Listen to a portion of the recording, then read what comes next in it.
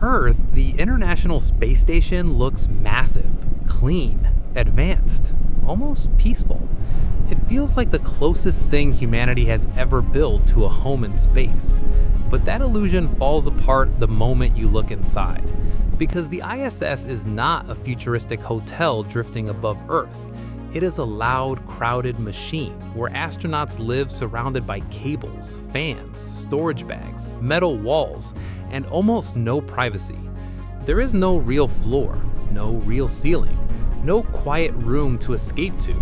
And after the wonder wears off, what remains is the strange reality of trying to live like a human in a place that was never designed to feel human. The ISS may be one of the greatest engineering achievements in history, but inside it, life is far tighter, noisier, and more uncomfortable than most people realize. When people imagine the International Space Station, they usually picture something sleek and open, a kind of futuristic outpost where astronauts float peacefully through bright white modules with Earth glowing outside the window. It sounds almost relaxing, almost beautiful. And from a distance, it is.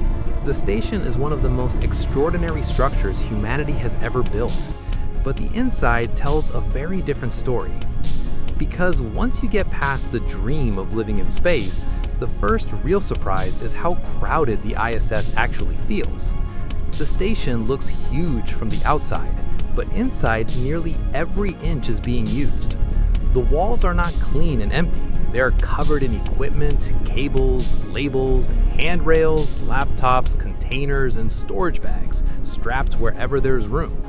Instead of wide open futuristic hallways, what astronauts often move through are dense, functional modules packed with the tools and systems that keep them alive. It does not feel like a luxury habitat. It feels like living inside a working machine. And that changes the mood immediately. Because the ISS is not a place where you forget your surroundings. It is a place where your surroundings are always right in your face. There is gear everywhere, surfaces everywhere, systems everywhere. The station is carefully organized, but it is still crowded with the reality of survival. Every object matters. Every compartment has a purpose. Every loose item needs to be secured, because in microgravity, even something small drifting into the wrong place can become a problem. Then comes the second surprise. It's not just cramped, it's disorienting. On Earth, every room quietly teaches you where you are. The floor is below you, the ceiling is above you, your body barely has to think about it. On the ISS, that mental map breaks apart.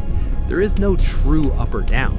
An astronaut can be working above someone else while another floats sideways through the same space, and no one inside thinks it looks strange. After a while, that becomes normal to them, but it also means living in a place where one of the most basic rules of human movement is simply gone. At first, even moving from one end of a module to another can feel unnatural. A small push sends you gliding farther than expected. Turn too quickly and you drift into equipment. Reach for something carelessly and your body rotates in a direction you did not intend. Astronauts get better at this, of course. They learn to move with incredible control. But that comfort comes later. At the beginning, the station can feel less like freedom and more like a place where your body has to be retrained to do simple things. And then there's the part most people never imagine: the sound. Space itself is silent, but the ISS is not. It cannot be. The station depends on machines every second of every day. Ventilation systems, fans, pumps, filters, computers, power systems, equipment running constantly in the background. All of it creates a layer of mechanical noise that never fully disappears. Not for a minute, not at night, not when you want to think, not when you want to rest. That matters more than it sounds, because silence on Earth is one of those comforts people stop noticing until it's gone. A quiet bedroom, a peaceful hallway, a still room late at night. On the ISS, that kind of silence barely exists. The station has to keep breathing, which means astronauts are always living inside a soft but relentless hum of machinery. Not loud enough to shock you, just constant enough to wear on you. And that constant noise changes how the station feels emotionally. From the outside, orbit looks calm, sacred even. But inside the station, life is more industrial than peaceful. more artificial than serene. The machines never let astronauts forget that the only thing standing between them and a deadly vacuum is the system around them continuing to work exactly as intended. That's when the station stops feeling like a dream and starts feeling like what it really is: a sealed environment humans are temporarily surviving inside. Then there's privacy, or more accurately, the lack of it. Most people never think about how valuable privacy is until they imagine life without it. A door that closes, a room that belongs to you, a few minutes without being perceived by anyone else. On the ISS, personal space exists, but only in the smallest possible form. Astronauts have tiny sleeping compartments where they can zip themselves in and get some separation from the rest of the crew. But these are not bedrooms in any normal sense. They're closer to compact personal booths, just large enough to sleep and keep a few personal items nearby. That might sound manageable for a few days, but astronauts are not there for a weekend. They live this way for months. Months of routines inside metal walls, months of sharing a confined environment, months of almost never having the kind of space people on Earth take for granted without even thinking. And this is where the psychological side of life on the ISS becomes more interesting, because the station is not only physically strange, it's socially strange too. You're always near other people, always in a shared system, always adapting your behavior to a place where private life shrinks and functional life takes over. Astronauts are trained for that. They're disciplined enough for it, but that doesn't make it natural. The deeper you look, the more the ISS starts to feel like a place built around compromise. Sleep is a compromise. Movement is a compromise. Comfort is a compromise. Privacy is a compromise. Even the idea of home becomes a compromise.